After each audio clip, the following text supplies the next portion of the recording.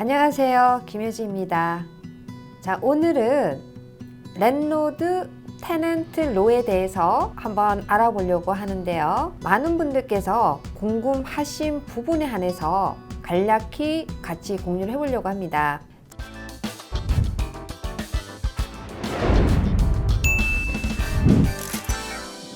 자, 조지아주는요, 랜로드 프렌들리 스테이트라고 해서 랜로드를 위한 법이 좀 더 잘된 그런 주라고 보시면 되겠습니다.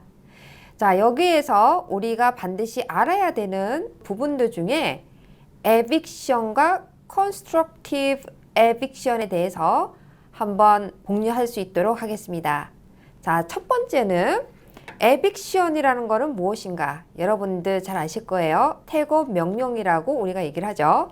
예를 들어서 세입자가 계약서에 명시된 기간 안에 정해진 금액을 내지 못했을 경우에 에빅션을 코트에다가 정식으로 제출할 수가 있는 거를 말하는 건데요. 이미 경험을 해 보신 분들은 잘 알고 있을 거라고 봅니다. 자, 조지아주에서 행해지고 있는 에빅션의 절차에 대해서 잠시 말씀을 드리면요. 에빅션을 하기 전에 랜로드 입장에서는 세입자에게 노티스 레터를 날리게 돼 있어요.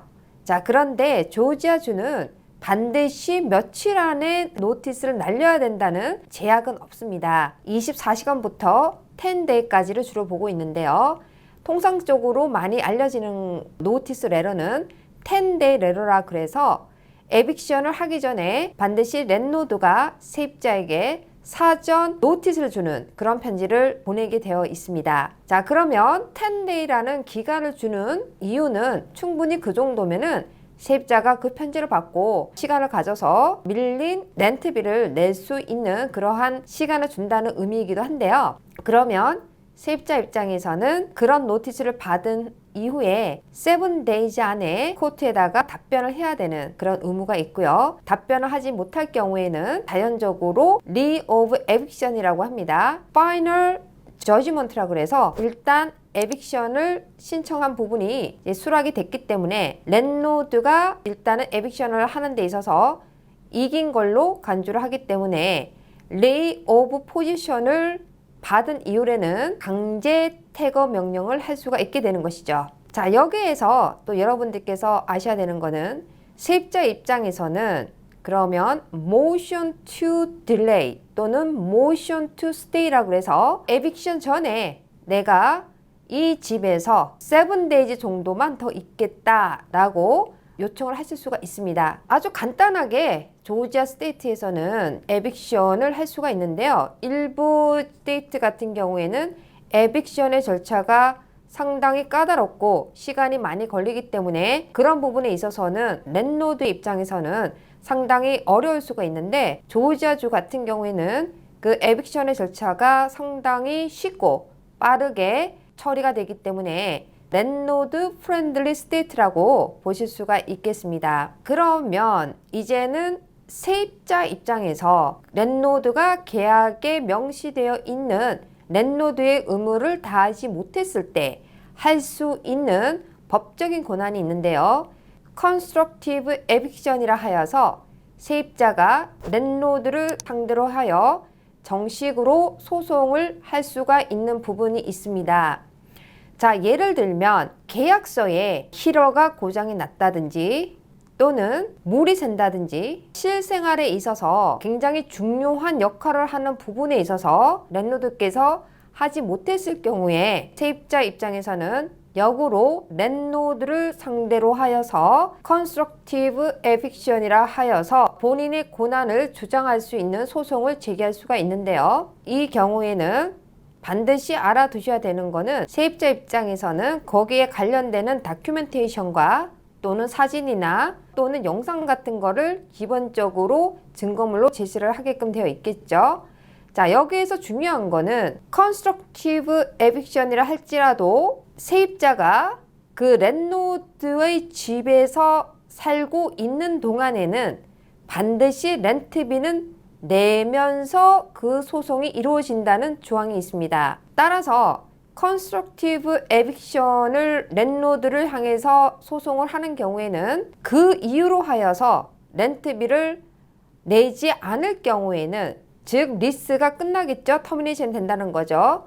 그럴 경우에는 반드시 세입자는 그 집에서 나온 다음에 랜로드에 대항한 소송이 이루어져야 된다는 전제 조건이 있는 것입니다.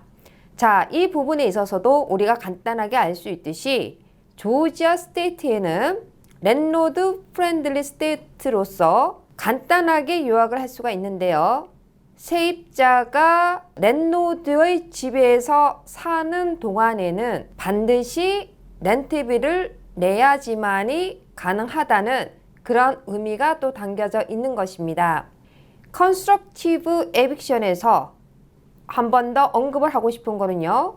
Quiet Enjoyment Covenant라는 것을 여러분들께서 많이 들으셨고 또 한 번 더 이해를 하실 필요가 있어서 정리를 해드리는데요.